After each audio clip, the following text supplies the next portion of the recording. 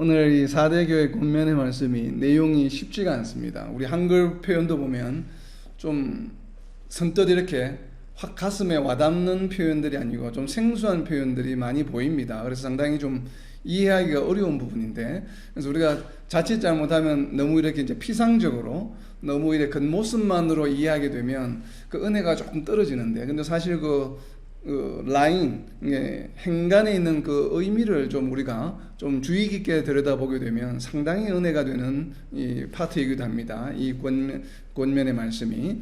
자, 이 4대 교회의 권면을 몇 가지로 권면하고 있는지 한번 살펴봅니다. 우리 요한계시록 3장 2절과 3절 말씀, 권면하는 내용이 몇 가지인지 한번 표시해 보시기 바랍니다. 너는 일깨어 그 남은 바 죽게 된 것을 굳건하게 하라. 내 하나님 앞에 내 행위에 온전한 것을 찾지 못하였노니 그러므로 내가 어떻게 받았으며 어떻게 들었는지 생각하고 지켜 회개하라. 만일 일깨지 아니하면 내가 도둑같이 이르리니 어느 때에 내게 이르는지 내가 알지 못하리라. 아멘. 자, 여기에 나타난 예수님이 지금 하고 계시는 4대 교회를 향한 권면의 말씀은 몇 가지입니까? 네, 뭐 있습니까? 첫 번째가 죽게 된 것을 굳건하게 하라. 두 번째가 어떻게 받았고 어떻게 들었는지 생각하라. 이제 두 가지, 세 가지, 네 가지 이렇게 이제 많이 생각을 하는데, 우리가 이런 것이 몇 가지인가를 생각해 보는 게 대단히 중요합니다. 정리하는 것이 이렇게 하라고 하는구나라고 끝나는 것이 아니라 이걸 왜 몇 가지인지 살펴보냐 하면 정확하게 마지막에 뭘 하라라고 하는 표현이 과연 무엇일까? 그리고 다른 얘기들은 그 하라라고 하는 것과 연관이 되어 있는 내용들이에요. 그렇기 때문에 실제 권면하는 내용은 무엇이고 또 거기에 연관된 내용들은 무엇인가를 우리가 구별해 보기 위함입니다. 자, 권면하라고 하는 내용은 크게 두 가지로 나누어집니다. 첫 번째는 단 한 구로 이야기하면 첫 번째는 굳건하게 하라고 하는 것이에요. 결과적으로는 두 번째는 무엇인가 하면 회개하라고 하는 것입니다. 자, 이 권면하는 내용의 모습은, 그런데 거기에 이제 살이 붙어 있죠. 그래서 첫 번째는 보면 굳건하게 하라고 하는데, 어떻게 굳건하게 하라고 하냐면 깨어나 남아 있는 것조차 사라지지 않도록.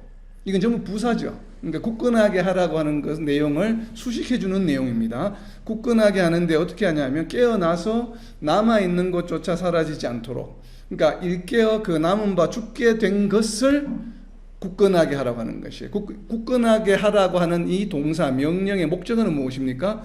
죽게 된 것이죠. 그러니까 죽게 된 것을 굳건하게 하라고 하는 것인데, 그럼 이 죽게 된 것은 또 무엇인가 하면 남아있는 것이에요. 그럼 남아있는 것을 굳건하게 하는데, 굳건하게 하는 또 그 전제 조건 방법이 무엇인가 하면 일깨어나라라고 하는 것입니다. 그러니까 일깨어나서 남아 있어서 죽게 된 것을 굳건하게 하라라고 하는 하나의 권면이에요. 그래서 권면의 핵심적인 표현은 바로 굳건하게 하라는 내용입니다. 자, 두 번째 회개하라는 무엇인가 하면, 회개하라는 복음의 진리를 다시 생각하여 지키고 회개하라고 하는 것이에요.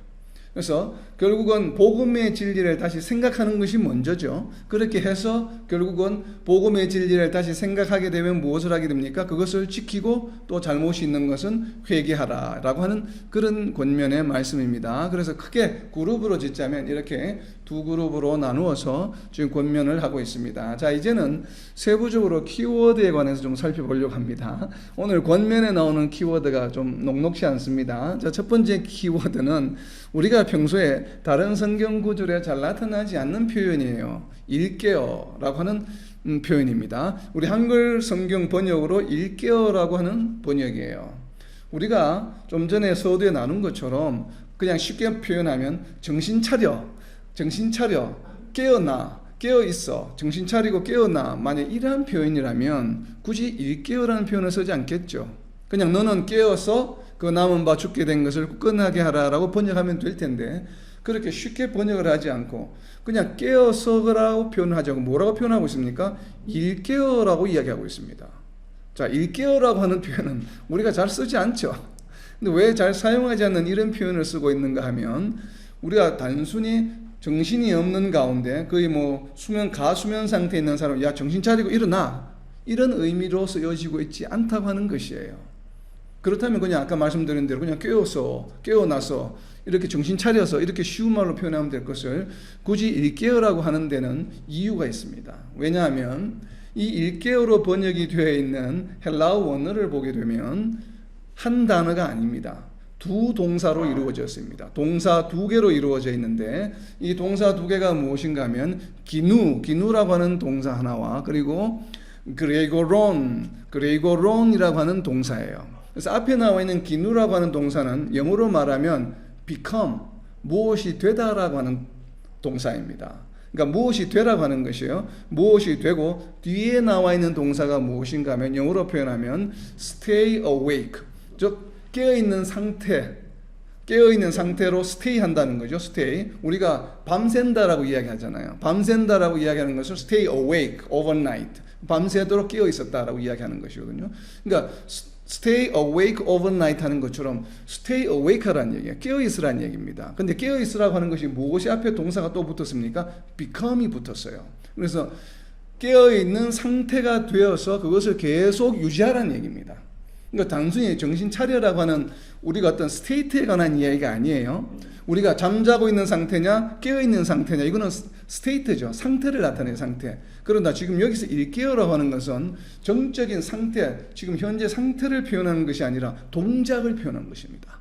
그래서 become이라고 하는 깨어 있는 상태가 되어서 그것을 계속 유지하라고 하는 것이에요. 그러니까 어떤 정적인 의미보다는 동적인 의미가 들어가 있는 표현입니다. 그래서 이것을 한글로 표현하기는 한글로 번역을 잘 한 것 같아요. 그래서 일깨어, 왜 일어나다라고 하는 이야기가 있죠. 어떤 사람이 무언가를 모를 때 뭐라고 이야기합니까? 일깨워 주라라고 이야기하죠. 이게 그냥 가르쳐 주라는 표현 것과 일깨워 주라고 하는 표현 조금 다르죠. 가르쳐 준다는 표현은 어떻게 보면 선생님이 학생한테 그 학생을 가르치는 개념이 있지만 일깨워 주라고 하는 것은 무엇이에요? 그 사람이 알 때까지 가르쳐 주라는 얘기죠. 일깨워 준다는 얘기는 선생님이 가르치는 것은 그냥 일방적이에요. 학생이 알아듣던 10명이 있으면 2명이 알아듣던 3명이 알아듣던 상관없이 그냥 가르친다는 의미, 한 원방향적인 의미가 있지만 일깨워 준다라고 하는 것은 듣는 모든 사람이 알아차릴 때까지 이야기하는 것이에요. 가르쳐 주는 것이. 이것을 우리가 일깨워 준다고 이야기하잖아요. 아마 그런 의미에서 앞에 일이라고 하는 표현을 쓴 것 같아요. 그래서 일깨어라고 하는 것은 정말 이 상태가 그냥 야 정신 차려 라고 이렇게 한마디 하고 끝나는 것이 아니에요. 무엇이에요? become, stay awake. 완전히 깨어난 상태가 될 때까지 끊임없이 노력하고 그렇게 상태를 만들어 나가는 것이에요. 그래서 이런 동적인 의미가 굉장히 강하게 있습니다. 일깨어라고 하는 상태는. 그러면 이러한 일깨어 있는 상태는 어떤 상태를 말할까요? 잠 안 자고 눈을 말똥말똥 뜨고 있는 상태입니까?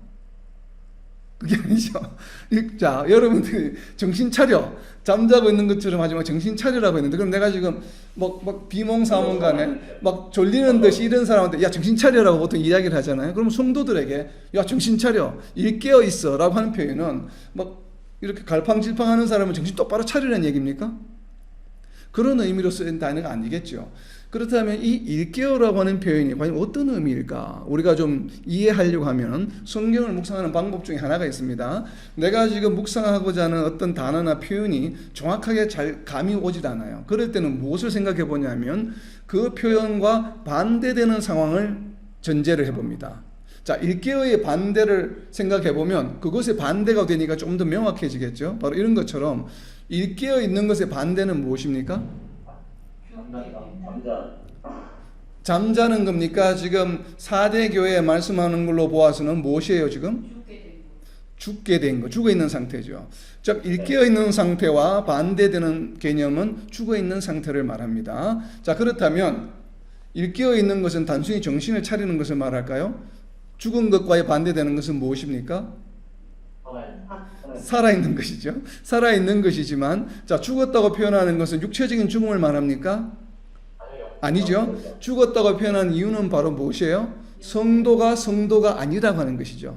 죽었다는 표현은 세상 사람들을 말합니다. 성도들은 살아있다고 표현하고 빛이라고 표현하고 세상 사람들은 불신자들은 죽어있다고 표현하고 어둠이라고 표현합니다. 그렇죠? 바로 이렇게 양쪽에 대조되는 모습으로 표현했을 때 일깨어 있다라고 하는 것은 빛에 해당하는 성도의 본래 참모습을 말하는 것입니다. 그렇다면 일깨어라고 하는 이 표현은 무엇일까요? 단순히 정신 차려라고 하는 것이 아니라 참된 성도의 모습을 유지하라라고 하는 표현이에요.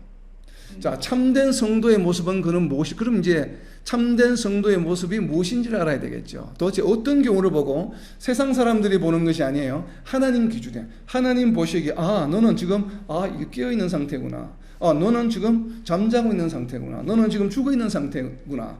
라고 무엇을 보고 판단할 수 있을까요? 하나님은 하나님 보시기에 일깨어 있는 상태, 깨어 있는 상태, 빛의 상태, 참된 성도의 모습은 과연 어떤 것을 말할까요? 그걸 알아야 되겠죠. 단순히 정신만 말똥말똥하게 있는 걸 말하는 게 아니죠, 지금. 자, 그렇다면 여기서 지금 요한계시록에서 예수님께서 4대 교회에 말씀하신 일깨어라고 하는 것은 어떤 상태가 되라고 하는 것이에요? become, 무엇이 되어가는 상태 이야기입니까? 어떤 상태가 되어가는 것일까요? 이것을 가장 잘 나타내주는 표현이 성도들이 일깨어 있는 상태. 하나님 보시기에 참 너는 제대로 된 성도구나. 너는 참 하나님의 백성이구나. 이렇게 바라보는 세 가지 요소가 있습니다. 이 세 가지 요소를 가장 잘 나타내주는 성경 구절이 바로 데살로니가전서 1장 3절입니다. 무엇인지 한번 표시해 보시기 바랍니다. 일깨어 있는 상태. 우리의 믿음과 사랑의 수고와 우리 주 예수 그리스도에 대한 소망의 인내를 우리 하나님 아버지 앞에서 끊임없이 기억하니. 아멘. 자, 성도의 일깨어 있는 상태는 무엇입니까? 믿음의 역사와 사랑의 수고와 소망의 인내가 드러나는 삶이 바로 일깨어 있는 상태입니다. 그렇기 때문에 하나님 아버지 앞에서 끊임없이 기억한다고 하는 것이죠. 하나님 앞에서 끊임없이 기억한다는 얘기는 바꾸어 말하면 무엇입니까? 하나님 보시기에 기뻐하는 삶의 모습입니다. 하나님이 인정하는 성도의 삶의 모습입니다.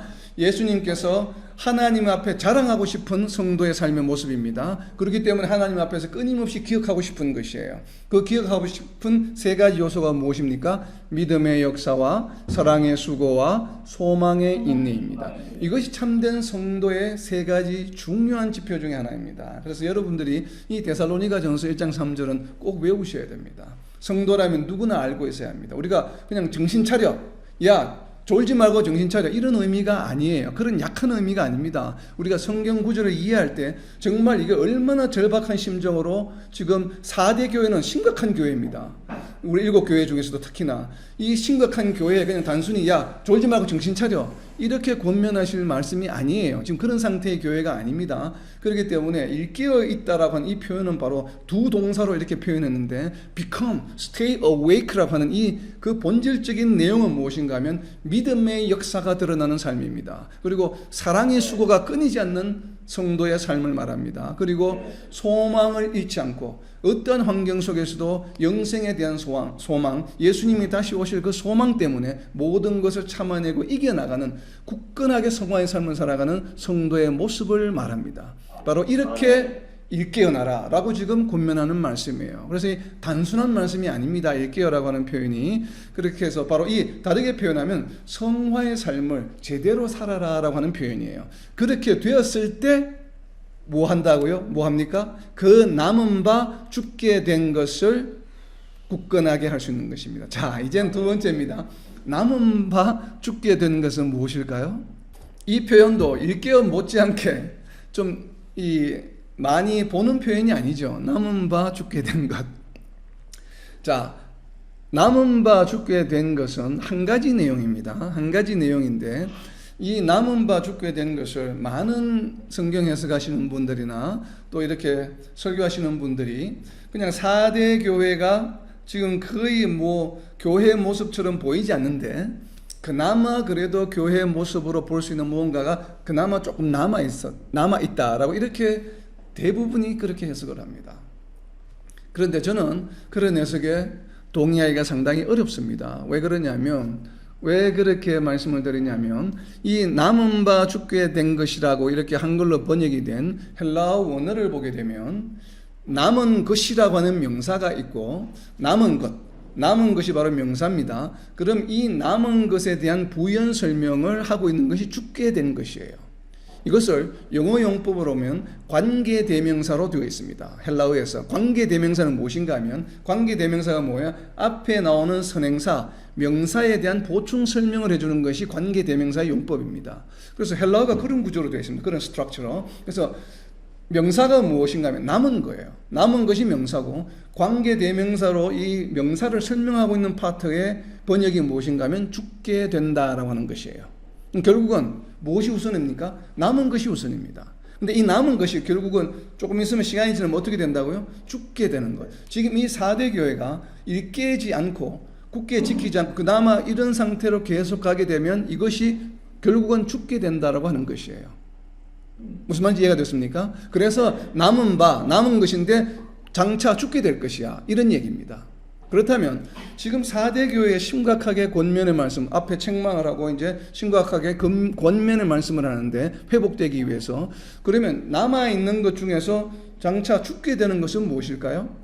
많은 신학자들이 지금 4대 교회 뒤에 보면 몇 명의 사람이 남아있어서 그나마 옷을 더럽히지 않은 자가 몇 명이 남아있어서 나중에 흰옷을 입고 나와 함께 걸어간다고 이렇게 표현하니까 여기에 있는 남아있는 것, 곧 죽게 된 것은 남아있는 것이 몇 명 안 되는 뒤에 나오는 남아있는 자, 즉 옷을 더럽히지 않은 자라고 해석하는 경향들이 많습니다.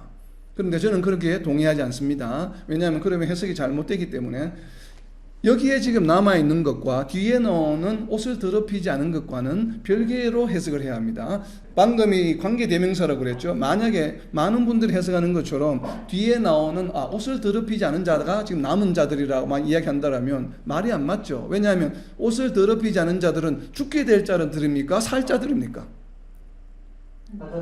살 자들이죠. 예수님과 함께 흰 옷을 입고 동행한다고 이야기했잖아요. 그런데 이 자들이 남은 바 곧 죽게 되는 자들은 아니죠. 그러니까 남은 바 죽게 된 것과 뒤에 옷을 더럽히지 않은 몇몇 남은 자는 다른 내용입니다. 결과가 완전 반대되는 것이 하나는 예수님과 동행하는 것이고 지금 남은 바는 곧 죽게 된다라고 하는 표현이에요. 그렇다면 여기서 남은 바라고 하는 것은 교회가 가지고 있는 아니면 몇 명 어떤 숫자적으로 성도들 중에 몇 명을 의미하는 것이 아니에요. 그렇다면 남은 바가 지금 남아있는데 지금 남아있는 것이 죽어있는 상태입니까? 살아있는 상태입니까?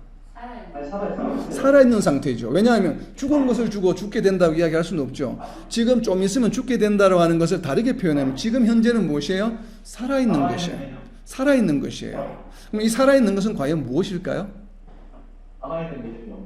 하나님에 대한 믿음을 말합니다. 하나님에 대한 믿음. 왜요? 지금 4대 교회 성도들이 있는데 하는 행동들은 옳은 게 아무것도 없어요. 엉망진창이에요. 뭐 하는 짓은 전부 하나님 보시기에 미워하는 짓만 하고 있어요. 그런데 그나마 지금도 교회로서 죽지 않고 남아있는 것은 그나마 뭐예요? 생활은 엉망인데 그래도 하나님에 대한 믿음이 있다고 하는 것이에요. 무슨 말인지 이해가 됩니까? 우리가 이런 많죠. 지금 우리 주변에도 보면 우리 오늘날 현대 교회도 그렇습니다. 살아가는 모습은 세상 사람과 전혀 구별이 안 됩니다. 어떻게 보면 세상 사람이 살아가는 것보다 더 비윤리적으로 더 엉망으로 살아가는 사람들이 많습니다. 그런데 물어보면 예수님에 대한 믿음은 있다고 이야기합니다. 얼마나 심각한 상태입니까? 바로 이것이 4대 교회의 지금 모습입니다. 내가 믿음이 있다고 하면서 전혀 하나님 보시기에 기뻐하는 모습으로 깨어있는 모습으로 믿음의 역사와 사랑의 수고와 소망의 인내가 드러나지 않아요. 세상에 나가면 세상 사람인지 아닌지 구별이 되지 않아요. 오히려 세상 사람들보다 더 악한 모습으로 세상을 살아갑니다. 그러면서도 무엇이에요? 나는 믿음이 있다고 생각하고 또 신앙인이라고 이야기하는 경우가 너무나 많습니다. 오늘날 불행하게도. 바로 이 모습을 지금 예수님께서는 4대 교회라고 하는 모델로 지금 보여주고 계신 것이에요. 그래서 이러한 모습이 왜 심각한가 하면 앞에 나왔던 두아디라 교회나 또 앞에 많이 나와있던 그 교회들처럼 그냥 우상을 섬긴다든지 아니면 우상인 줄도 모르고 하면서 거짓 선지자들에 쏘가 넘어가는 경우가 있잖아요. 이 경우보다도 더 심각한 것이 무엇인가 하면 믿음이 있다고 하면서 세상 사람들처럼 더 악하게 살아가는 이러한 모습을 말합니다. 그래서 4대 교회는 정말 심각한 교회입니다. 그래서 남은 바 죽게 된 것. 그러니까 생활이 지금 살아가는 모습을 보니까 형편없어요. 그런데 이게 왜 그러면 남은 바 죽게 된 것이라고 이야기하는가? 우리 장로교 신앙에서는 한번 예수님을 믿고 세례를 받고 구원을 받으면 잃어버리지 않는다는 신앙관을 가지고 있습니다. 우리는 분명히. 자, 그러면 남은 바 죽게 된 것은 그렇지만 또 우리가 감리교나 이런 존 웨슬리 계통에는 이 받은 바 구원이 성장되어서 완성되어 간다고 이야기하고, 또 일부 교단에서는 구원받은 이런 상태가 자신의 죄나 잘못으로 인해서 그것이 구원을 잃어버릴 수 있다라고 이렇게 이제 또 해석하는 교단도가 교리도 분명히 존재합니다. 우리가 어떤 것이 참 진리라고 우리 단정할 수는 없지만 어쨌든 저희들은 장로교적인 신앙을 가지고 있습니다. 한번 받은 구원은 잃어버리지 않는다라고 하는 그런 믿음을 가지고 있는데, 그러한 것을 기반으로 한다 할지라도 이 말씀이 어떻게 적용이 되냐면 이런 것이에요. 자, 하나님 보시기에 4대 교회 성도들이 있습니다. 삶의 모습이 보니까 엉망이에요. 도대체 자랑할 거라고는 예수님을 믿는다고 믿음밖에 없어요. 그냥 그나마 그거라도 있기 때문에 지금 교회라고 부르고 있는 것이에요. 그나마. 그런데 이것조차도 무엇이라고 말씀하십니까? 이 상태를 지금 일깨워서 회개하고 회복되지 않으면 결국 종국에는 어떻게 된다는 것이에요? 죽게 된다라고 이야기하십니다. 이것이 우리에게 참 무서운 메시지입니다. 이것은 바꾸어 말하면 우리가 장로교적인 신앙에서 보면 우리는 어떻게 해석하냐면 이러한 상황을, 이 사람들이 이러한 성도들이 보여주는 삶의 모습을 보면 처음부터 제대로 된 믿음이 아니었다라고 생각합니다. 왜냐하면 진정한 믿음을 가지고 있는 자들은 이 구원을 결코 잃어버리지 않아요. 하나님께서 반드시 지켜주십니다. 그런데 이 삶의 모습을 보니까 전혀 그렇지 않아요. 그렇다는 얘기는 처음에 믿었다라고 신앙 고백한 이 신앙 고백이 참 신앙 고백이 아니었던 것으로 우리는 해석을 하게 됩니다. 그렇기 때문에 처음부터 아예 구원받은 자가 아니에요. 자, 이 표현을 예수님께서는 뭐라고 표현하십니까? 복음서에서 가라지라고 표현하는 것입니다.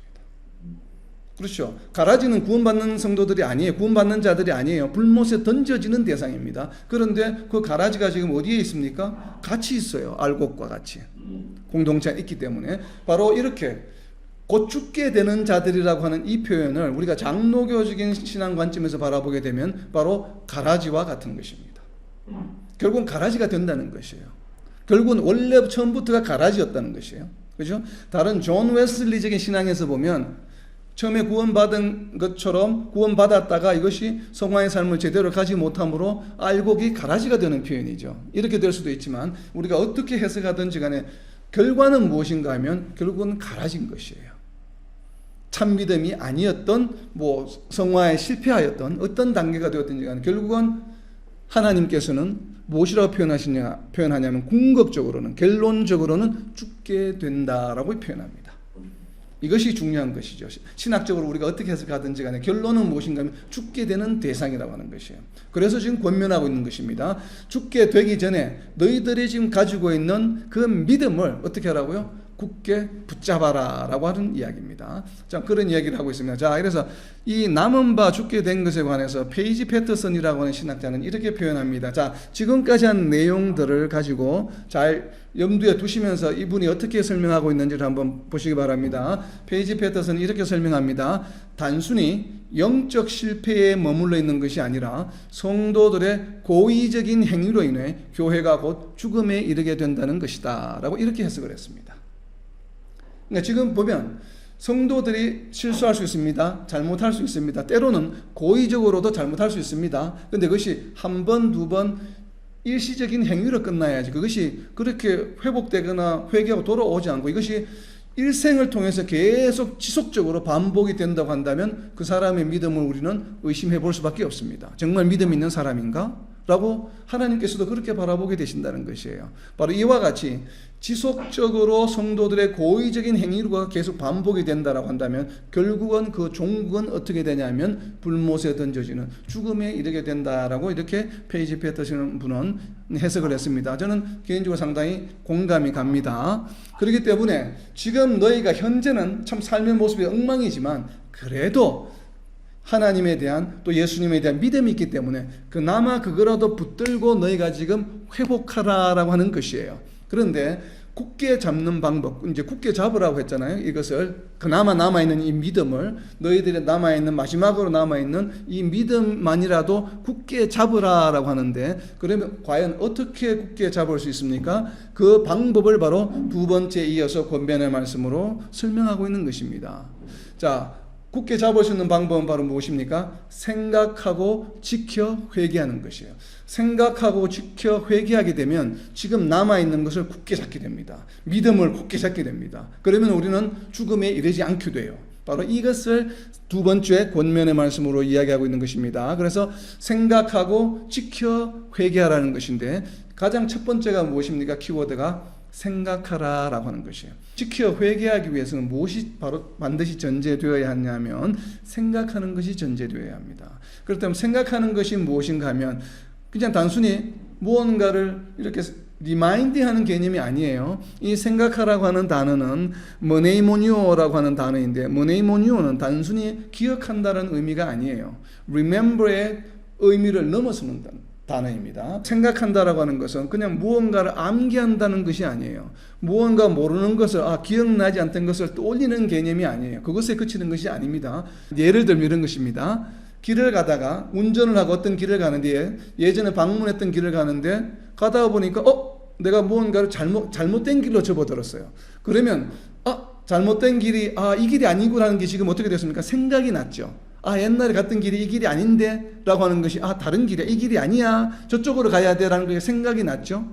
생각이 난 다음에 생각이 났는데도 불구하고 잘못된 길로 계속 가게 되면 어떻게 됩니까? 그러면 생각난 것이 소용이 있습니까? 없습니까? 전혀 소용이 없죠. 자, 생각이 났어요. 이게 아닌데, 아니야. 이게 이리로 갔던 것이 아니야. 절로 가는 게 맞아. 그래서 잘못된 길을 돌아서 다시 원래 생각난 길로 가게 되면 생각난 것이 유효합니까? 유효하지 않습니까? 유효한 것이 되죠. 바로 이 개념이 머네이모니오라고 하는 단어입니다. 그래서 remember, 뭔가 생각이 났다라고 한다면 반드시 그 뒤에 무엇이 따라야 합니까? 생각 못하고 있다가 생각났기 때문에 그 생각난 것으로 인하여 이전에 하던 행동이 어떻게 됩니까? 바뀌어야 됩니다. 그러니까 기억남으로 인해서 생각남으로 인해서 내가 삶의 변화가 생기는 것, 즉 생각난 것에 대해서 반응하는 의미가 머네이모니오라고 하는 단어입니다. 그래서 단순히 모르던 것을 아는 것을 끝나는 단어가 아니에요.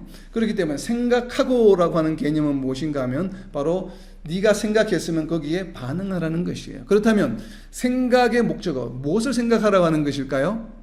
지금 무엇을 생각하러 갑니까? 본문 말씀에 보면 어떻게 들었는지 어떻게 받았는지. 그럼 여기서는 어떻게 받았으며 어떻게 들었는지는 다 동사예요. 그럼 무엇을이라는 내용이 없죠. 네가 어떻게 받았으며 네가 무엇을 어떻게 받았으며 무엇이라고 하는 게 있어야 되잖아요. 어떻게 받았고 어떻게 들었는지 들은 대상과 받은 대상이 있어야 되지 않습니까? 그 받은 대상과 들은 대상은 무엇일까요? 지금 여기 목적어가 빠져 있는데 무엇입니까? 복음이죠. 복음. 네가 복음을 어떻게 들었으며 복음을 어떻게 받아들였는지를 생각하라라고 하는 것입니다. 그러니까 목적어가 빠져 있어요. 그래서 여기 요한계시록 3장에다가 목적어를 적어 놓으시기 바랍니다. 3장 3절이죠. 3장 3절에 네가 어떻게 받았으며 네가 복음을 어떻게 받았으며 복음을 어떻게 들었는지 생각하고 여기 복음을 넣어 놓으세요. 자, 복음을 어떻게 받았으며 복음을 어떻게 들었는지 생각하라는 얘기는 바로 무엇에 관한 말씀입니까? 그 사람의 믿음에 관한 얘기죠. 네가 복음을 어떻게 받아들여서 믿음이 어떻게 생겼는지를 생각하라고 하는 것이요. 즉 무엇입니까? 복음의 진리를 다시 생각하라고 하는 얘기예요. 그러니까 바로 앞에 나와 있던 죽게 된 것, 남은 바 죽게 된 것은 바로 무엇입니까? 믿음이에요. 복음의 진리예요. 네가 가지고 있는 그 믿음이 그나마 있는 지금 교회라고 부를 수 있는 게 남아 있는 게 마지막 하나가 믿음인데 그 믿음이 어떻게 생겼는지, 그 믿음을 네가 어떻게 가지고 되었는지, 복음의 진리를 복음을 어떻게 듣고 받아들였는지를 생각하라고 하는 것이에요. 그러니까 초심으로 돌아가라는 얘기입니다. 초심으로 네가 신앙을 가지게 된 초심으로 4대 교회가 처음 생겼을 때 복음을 받아들였을 때 모습으로 복음의 진리로 돌아가라고 하는 얘기예요. 이것이 바로 남은 바 죽게 된 것이에요. 그렇기 때문에 남은 바 사람이라든지 일정한 숫자를 나타낸 그런 것으로 저는 해석이 되지 않습니다. 바로 이 부분 때문에. 그래서 이 생각하라고 하는 것은 복음의 진리를 다시 생각하라라고 하는 얘기입니다. 그렇기 때문에 이 복음의 진리를 다시 생각하게 되고 복음은 이런 것이야. 믿음은 이런 것이야. 그리고 믿고서 하나님의 백성이 된 자들은 어떻게 살아가야 돼? 라고 이렇게 생각하고 그것이 다시 떠오르게 되면 그 다음엔 어떻게 됩니까? 성도의 올바른 삶으로 살아가게 되겠죠. 바로 이러한 뜻이 머네이모니오라고 하는 것입니다. 그래서 이 생각이 회개의 전제가 되어야 되는 것입니다. 복음의 진리를 제대로 먼저 깨닫지 않으면 회개가 일어나지 않아요.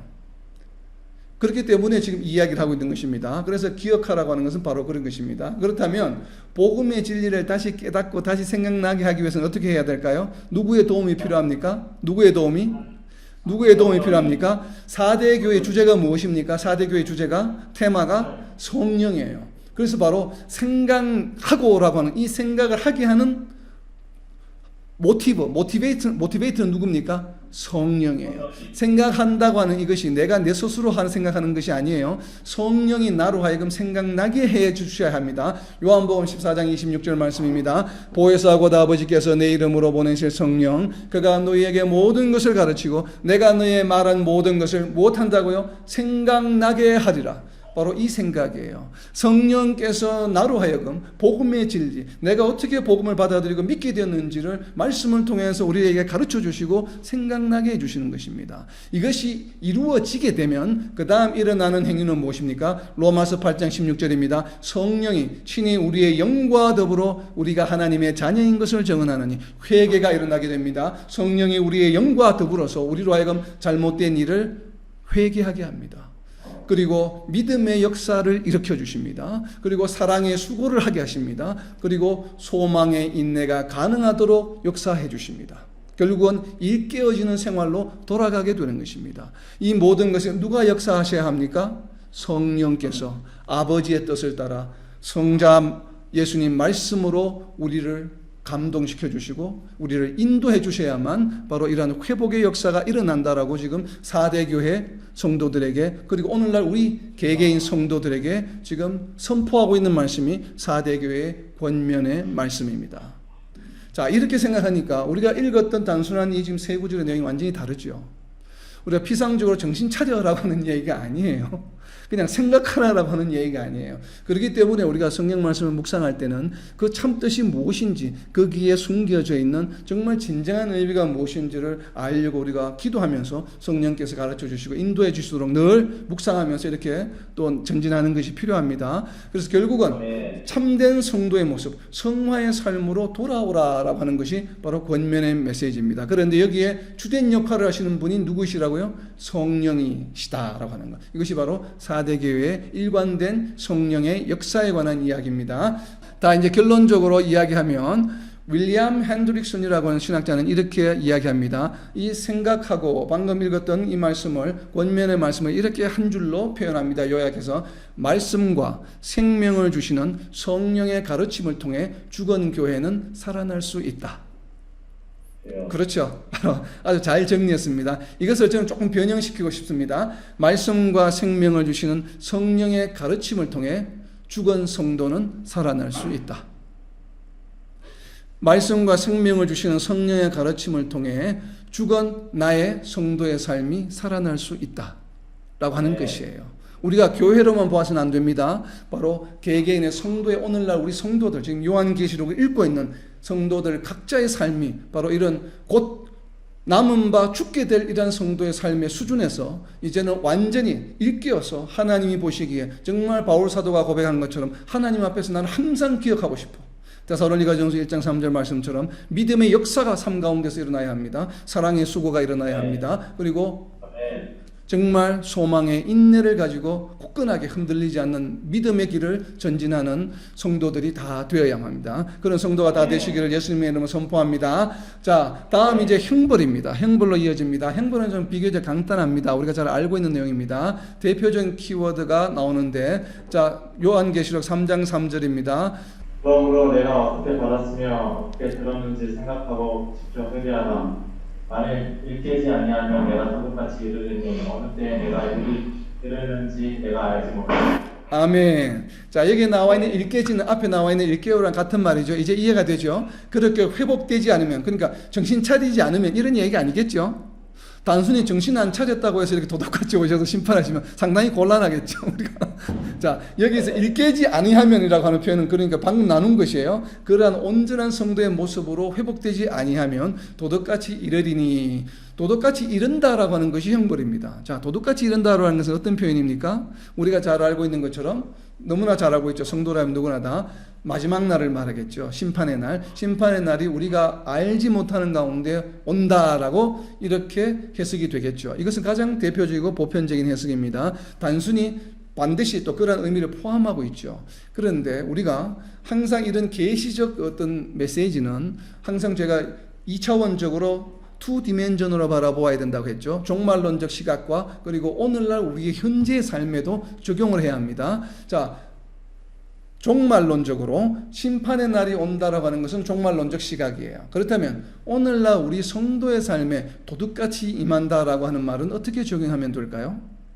자, 이런 묵상이 우리에게 필요합니다. 자, 예수님 다시 오시는 것은 종말론적 표현이에요. 그건 종국에 일어날 일입니다. 그러나 우리가 성도의 삶을 살아가는 우리 일생 가운데서도 도둑같이 임할 수 있는 것이 있습니다. 그것이 과연 무엇일까요? 죽으면 예, 죽음이 우리 개인적 종말이죠. 개인적 종말이 오는데 개인적 인생의 종말을 말고 삶 가운데 어떠한 일이 날 수 있는데 그것이 바로 무엇인가 하면 하나님께서 우리를 대하는 방법입니다. 이것이 도둑같이 임할 수 있다라고 저는 생각을 합니다. 자, 이 예가 가장 잘 나타나고 있는 것이 어디인가 하면 욥기서입니다. 욥기서에 보면 욥의 아들들이 잘못을 저지릅니다. 그래서 잘못을 저지를 때마다 그 다음날 욥이 뭘 합니까? 아버지인 욥은 번제를 드리고 자녀들의 죄를 사해 주실 것을 하나님 앞에 용서를 구합니다. 그래서 하나님 어떻게 하십니까? 하나님께서 용서해 주시죠. 용서해 주시죠. 그렇게 용서해 주시고 죄 짓고 다시 또 번제 드리고 용서해 주시고 죄 짓고 번제 드리고 다시 용서해 주시고 이것을 계속 반복합니다. 그러다가 어느 날 자녀들이 또 죄를 짓습니다. 전부 다 모여서 잔치를 벌입니다. 그런데 하나님께서 어떻게 하십니까? 또 걔네들이 잔치가 끝나고 그 다음날 욥이 번제를 드릴 때까지 기다리셨습니까? 안 기다리셨습니까? 이것이 바로 도둑같이 임하시는 겁니다. 도둑같이 임하시는 것이. 왜 그렇다면 하나님께서는 지금까지 계속 죄를 짓고 욥이 다음날 번제 드리고 용서해 주시고 또 죄를 짓고 번제 드리고 용서해 주시는 것을 기다리셨는데 왜 하필 이날은 모여서 잔치를 하는 중에 잘못을 저지르고 있는 게 잘못이 끝나지도 않았어요. 잘못이 끝나고 그 다음날 욥이 번제를 드릴 수 있는 시간을 주시지 않고 잘못이 일어나는 그 순간에 그냥 집을 무너뜨려서 욥의 자녀들을 전부 죽게 합니다. 차이가 무엇입니까? 무슨 차이가 있습니까? 기회를 안 주신 거예요. 왜 기회를 안 주셨습니까? 기회 충분히 줬기 때문에. 자, 기회를 충분히 준 것은 이 충분은 몇 번을 말할까요? 하나님의 주권. 자, 모르겠죠. 10번이 충분인지 100번이 충분인지 아니면 성경에 나와 있는 것처럼 70번을 7번 하는 490번이 충분한 것인지 모릅니다. 그죠? 그건 오직 누구의 결정이십니까? 하나님의 주권이에요. 1000번이 될 수도 있고 10번이 되고 우리는 모릅니다. 바로 이 개념이 무엇이에요? 도둑같이 이르리니. 우리의 삶 가운데도 저는 하나님의 심판이 그러니까 하나님의 심판이 종말적인 심판을 말하는 것을 아닙니다. 징벌이 우리가 뭔가 잘못을 하게 되면 하나님이 징벌하셔요. 징벌하시는 순간이 언제인가 하면 내가 잘못을 하는 그 순간에 징벌하실 수도 있고 그 구약에 보면 그런 경우가 많죠. 다윗이 잘못했을 때 잘못한 당일날 적시로 이렇게 징벌하지 않으시죠. 꼭 누구를 보내십니까? 나단 선지자를 보냅니다. 그리고 잘못을 일깨워 줍니다. 회개할 기회를 주십니다. 그래서 회개하고 돌아오면 용서해 주십니다. 그죠? 바로 이렇게 선지자를 보내서 회개할 시간을 주시는 것과 주시지 않는 것도 하나님의 선택입니다. 이것을 도둑같이 이르리니라는 우리는 그런 신앙관을 가져야 됩니다. 내가 죄를 지으면서 나는 뭐 죄 짓고 나서 오늘 수요일날 죄 지었으니까 오늘 주일날 가서 예배드리면서 회개하고 또 용서받으면 돼. 이렇게 의외로 생각하는 성도들이 많습니다. 이것은 도둑같이 언제 임할지 모릅니다. 하나님의 징벌은. 우리가 항상 이것을 명심해야 됩니다. 하나님의 징벌이 우리의 삶 가운데 임하는 것은 도둑같이 임해요. 정해놓은 것이 아니에요. 때로는 주일까지 기다려 주시기도 하고 때로는 기다리시지 않아요. 그렇기 때문에 우리는 죄를 지으면 됩니까? 안 됩니까? 결국 도둑같이 이르리라고 하는 이 표현은 무엇에 대한 경고의 말씀인가 하면 하나님의 징벌은 하나님의 판단에 달려있기 때문에 너희가 언제 임할지 모르기 때문에 항상 죄를 짓지 않도록 하라라고 하는 말씀이에요. 우리는 야 죄지으면 나중에 회개하면 돼, 이런 생각은 정말 위험한 발상입니다. 그리고 지금 4대 교회 하시는 말씀은 뭐예요? 이것이 너무나 지속적으로 지금 잘못이 반복되고 있는 상태예요. 그런데 이 잘못이 반복되고 있는 상태를 이 사람들이 목숨이 다할 때까지 그냥 하나님께서 내버려 두실까요? 만약에 육체적인 목숨이 다할 때까지 잘못을 하도록 만약에 계속 이 사람들을 내버려 두셨다라고 한다라면은 우리는 그 사람의 신앙을 의심해 봐야 합니다. 정말 하나님이 사랑하시는 사람이 맞을까? 하나님이 정말 사랑하는 하나님의 백성이라고 한다면 윤리적으로 잘못 살아가고 잘못을 하는 어떤 뭐 올바르지 않은 행동을 하는 성도들을 그냥 내버려 두시지 않습니다. 하나님께서는. 왜요? 어떻게 해서든지 간에 올바른 길로 돌아오게 하십니다. 올바로. 왜냐하면 나중에 예수님 앞에 서게 되었을 때 흠이 없게 하시기 위해서, 예수님께서 우리를 위해서 돌아가셨기 때문에 그것이 헛되지 않게 하기 위해서 어떠한 방법을 통해서라도 반드시 제대로 올바른 길로 돌아오게 하시는 분이 바로 하나님이세요. 그렇기 때문에 성령을 보내주셨고 그 도구로 성령이 우리의 삶 가운데 역사하도록, 우리의 영과 함께 역사하도록 분명히 해주셨습니다. 그런데 육체적인 삶을 마감할 때까지도 세상 사람들과 구별되지 않는 삶을 살아요. 오히려 더 악한 삶을 살아요. 예수님을 믿는다고 하면서도. 그렇다는 얘기는 하나님께서 그분의 삶 가운데 간섭하시면서 승리하셨습니까? 아니면 내버려 두신 것입니까? 내버려 두신 것이에요. 이것을 신학적 용어로 무엇이라고 이야기하냐면 방임이다라고 이야기합니다. 자, 하나님께서는 성도들을 어떤 경우에 방임의 상태로 내버려 두실까요? 저는 그게 궁금합니다. 자, 나는 다 예수님을 믿고 구원받았다고 생각하는 성도들이에요. 100명이 있습니다. 그러면 하나님께서는 왜 모든 사람들을 다 흠이 없는 자로 하나님 앞에 서기를, 예수님 앞에 서기를 원하시지만 때로는 일평생 죽을 때까지도 그렇게 변화되지 않는 모습으로 살아가게 내버려 두실까? 왜 방임의 상태에 내버려 두실까? 방임의 상태에 내버려 두셨다는 얘기는 다르게 표현하면 하나님 판단에 그 100명 중에 누군가는 가라지다라고 하는 것이에요. 그것이 장로교적인 신앙이든 존 웨슬리적인 신앙이든 우리는 뭐 신학적으로 무엇이 옳다고 판단할 수는 없지만 그러나 결국 종국적으로는 가라지가 있다는 것이에요. 그렇다면 이 가라지로 방임의 상태로 생을 마감했기 때문에 가라지가 되는 것입니다. 결국에는 그렇게 되는 것이죠. 나중에 심판 앞에 섰을 때 바로 그렇게 되는 것이에요. 분명히 하나님의 공동체 안에 반드시 모두가 알고만 있는 것이 아니에요. 성경에 도처에 있습니다. 그 표현은. 그런데 분명히 하나님의 공동체는 가라지와 알곡으로 분명히 나누어지게 됩니다. 양과 염소로 분명히 나누어지게 됩니다. 그런데 누구는 양으로 결론이 나고 누구는 염소로 결론이 났을까? 거기는 분명히 하나님이 끝까지 케어하신 그룹이 있고 하나님이 방임 상태에 둔 그룹이 있다는 것이에요.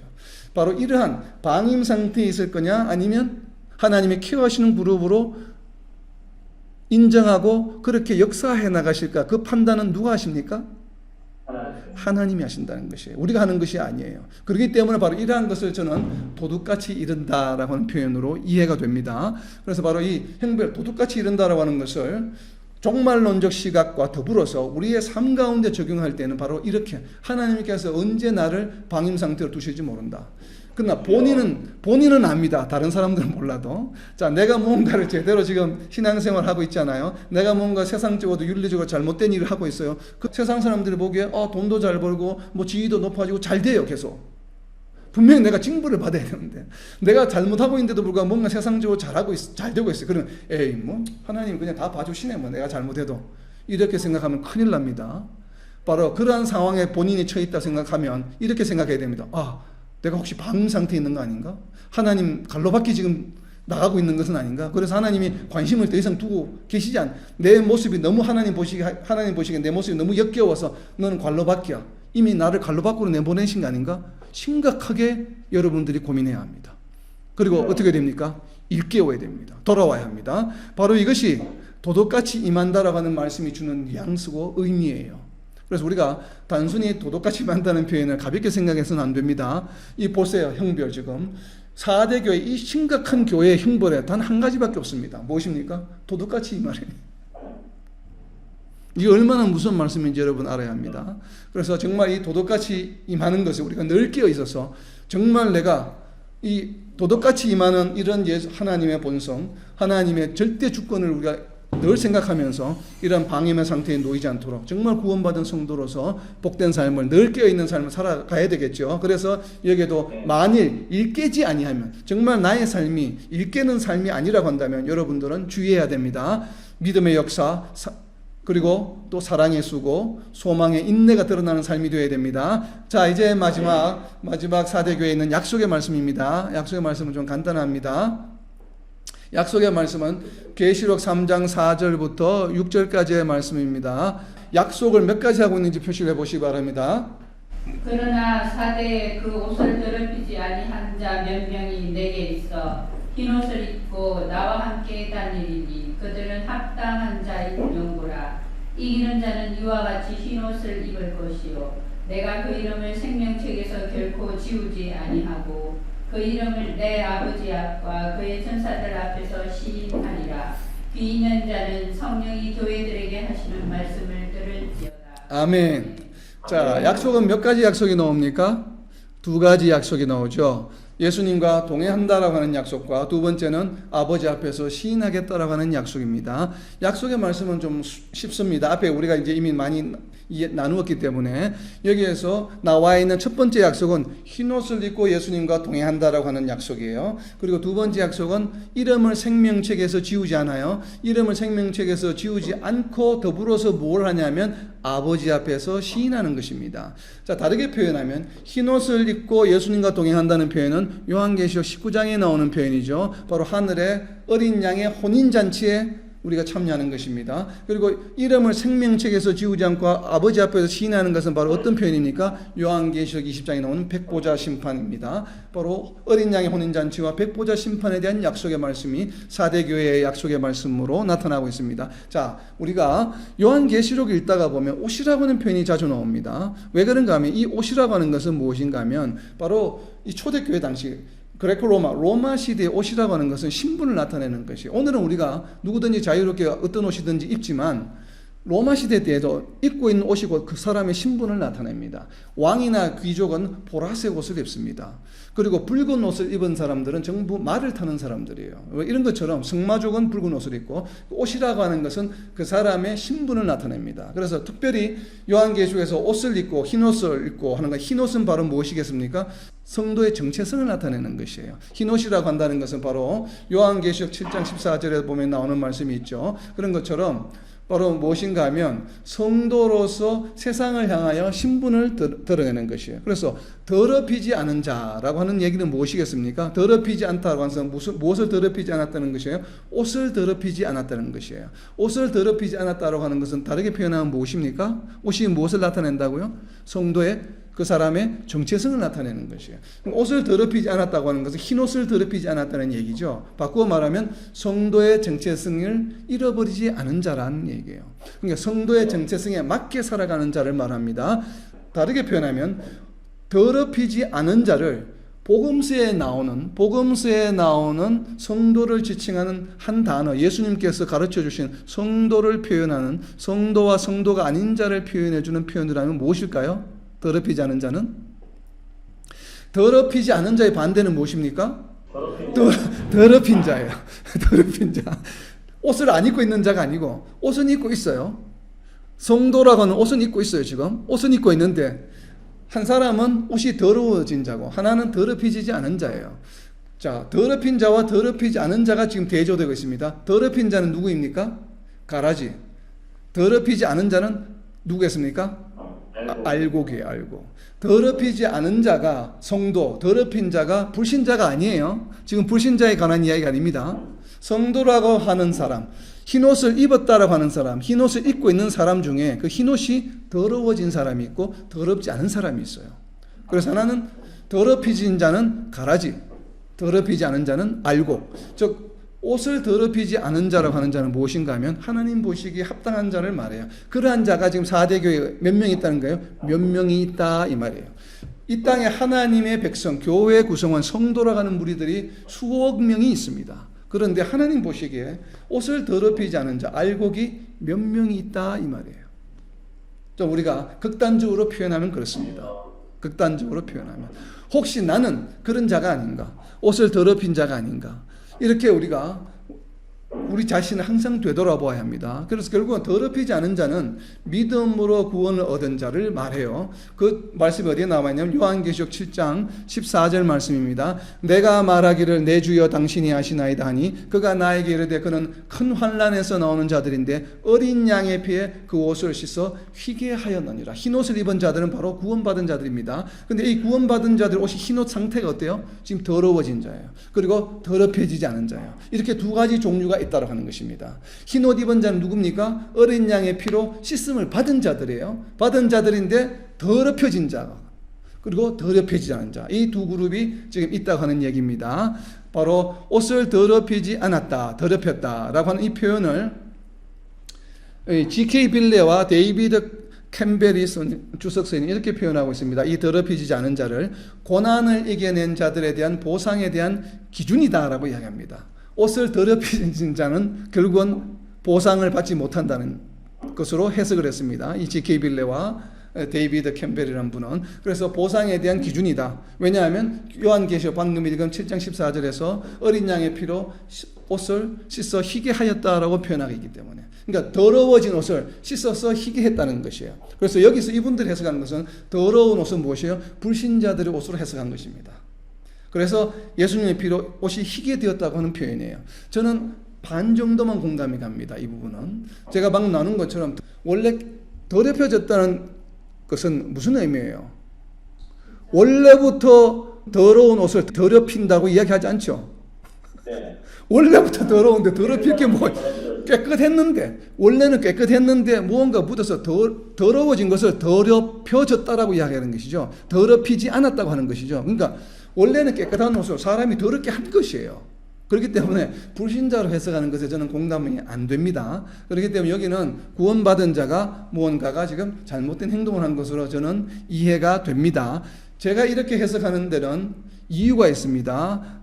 마태복음 3장 12절 말씀입니다. 마태복음 3장 12절 말씀이 굉장히 중요한 말씀입니다. 한번 읽어보겠습니다. 마태복음 3장 12절입니다. 손에 키를 들고 자기의 타작 마당을 정하게 하사 알곡은 모아 곡간에 들이고 쭉정이는 꺼지지 않는 불에 태우시리라. 예수님이 장차하실 심판에 대한 이야기입니다. 뭐라고 이야기하십니까? 두 그룹으로 나눕니다. 알곡은 모아 곡간에 들이고 쭉정이는 꺼지지 않는 불에 태우시리라. 자, 쭉정이와 알곡은 성도와 성도에 관한 이야기입니까? 성도와 불신자에 관한 이야기입니까? 성도와 성도에 관한. 성도와 성도에 관한 얘기죠. 근데 어떤 성도는 이것을 자꾸 성도와 불신자라고 이야기하는 경우가 있습니다. 이것이 왜 성도와 성도인가 하면 알곡과 쭉정이가 있는 장소가 바로 앞에 나와 있으나 어디에 있습니까? 타작 마당이에요. 근데 이 타작 마당을 수식하고 있는 수식어가 있으면 무엇입니까? 자기의 타작 마당이에요. 여기서 자기는 누구입니까? 예수님을 말합니다. 예수님의 타작 마당 안에 있는 알곡과 쭉정이에요. 예수님의 타작 마당에 불신자가 있습니까? 예수님의 타작 마당이라고 하는 것은 무엇인가 하면 예수님의 울타리 안에 있는 것을 말해요. 여기서 왜 타작 마당이라고 이야기하냐면 로마시대 초대교회 당시에 타작 마당은 무슨 곳인가 하면 광장이에요. 사람들이 모이는 곳입니다. 추수 때 되면 사람들이 다 모여서 타작을 하잖아요. 그러니까 모든 컨그리게이션 멤버, 모든 구성 멤버들이 한 곳에 모이는 곳 장소가, 넓은 장소가 바로 무엇인가 하면 타작 마당이에요. 그래서 비유적으로 쓰이는 것입니다. 자, 예수님의 타작 마당은 예수님의 공동체예요. 그 안에 무엇이 있다는 얘기입니까? 알곡과 쭉정이가 있어요. 그래서 예수님께서는 곡간에 들이고 하나는 태워버리셔요. 분명히 이렇게 하신다고 말씀하고 계시기 때문에 여기서 태워지는 대상은 옷을 더럽힌 자라고 저는 생각합니다. 그리고 알곡으로 곡간에 들이는 자는 무엇이에요? 방금 4대 교회의 이 권면과 칭찬의 말씀처럼 흰옷을 입고 예수님과 동행한다라고 이야기하잖아요. 바로 이와 같이 말씀하기 때문에 더럽히지 않은 자는 바로 끝까지 성화의 삶을 잘 지켜 나가는 사람들이라고 저는 생각을 합니다. 자, 조지 엘돈 레드라고 하는 신학자는 이렇게 해석했습니다. 4대 성도들의 영적 무기력함으로 세상 환경의 영향이 만연한 상태임을 보여준다. 여전히 세상의 사치와 즐거움을 쫓는 삶으로 가득 차 있다는 것이다. 결국은 성도라고 하면서 믿음이 있다고 하면서 세상 사람들과 구별되지 않는 삶을 살아간다라고 해석했습니다. 저는 이 해석에 상당히 공감이 갑니다. 교회뿐만 아니라 개인 성도에게도 마찬가지로 적용될 수 있는 부분입니다. 그리고 알란 존스라고 하는 신학자는 이렇게 해석했습니다. 영생을 얻기 위해 회개를 통해 복음을 회복하여야 한다.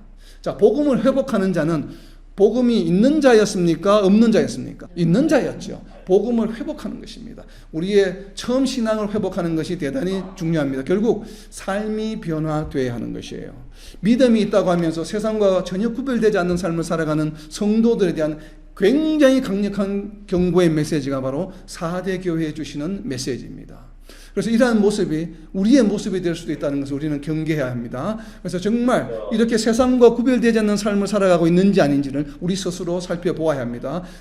그래서 정말 이것을 깨닫고 일깨어서 믿음의 역사와 사랑의 수고와 소망의 인내를 드러내는 삶을 살아가게 되면 그 결과가 어떻게 됩니까? 흰옷을 입고 예수님과 동행하게 되는, 하늘의 어린 양의 혼인잔치에 참여하게 되고, 우리가 예수님 앞에 서게 되었을 때 바로 예수님께서 우리의 이름을 시인해 주신다라고 하는 것이에요. 자, 한 구절만 찾아보고 끝내겠습니다. 요한일서 2장 1절 말씀입니다. 요한일서 2장 1절 말씀입니다. 이 말씀을 정말 여러분 기억해야 합니다. 나의 자녀들아, 내가 이것을 너희에게 쓰면 너희로 죄를 범하지 않게 하려 함이라. 성도들에게 하시는 말씀이에요. 불신자들에게 하시는 말씀이 아니에요. 너희에게 쓰면 너희로 죄를 범하지 않게 하려 함이라. 만일 누가 죄를 범하여도 아버지 앞에서 우리에게 대언자가 있으니 곧 의로우신 예수 그리스도라.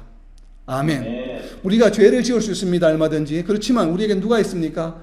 예수님께서 계시기 때문에 우리의 믿음을 우리가 회복하고 회개하고 돌아오게 되면 끝까지 생명책에서 지우시지 아니하시고 하나님 아버지 앞에서 의로우신 예수 그리스도께서 우리를 변호해 주신다, 시인해 주신다고 약속하셨습니다. 이 바로 약속의 말씀을 4대 교회 성도들에게 하고 계시는 것이에요. 너희의 이름을 시인하리라. 이러한 소망을 가지고 성화의 삶을 굳건하게 전진하는 저와 여러분, 그리고 이 땅의 모든 하나님의 백성들이 되시기를 예수님의 이름으로 선포합니다.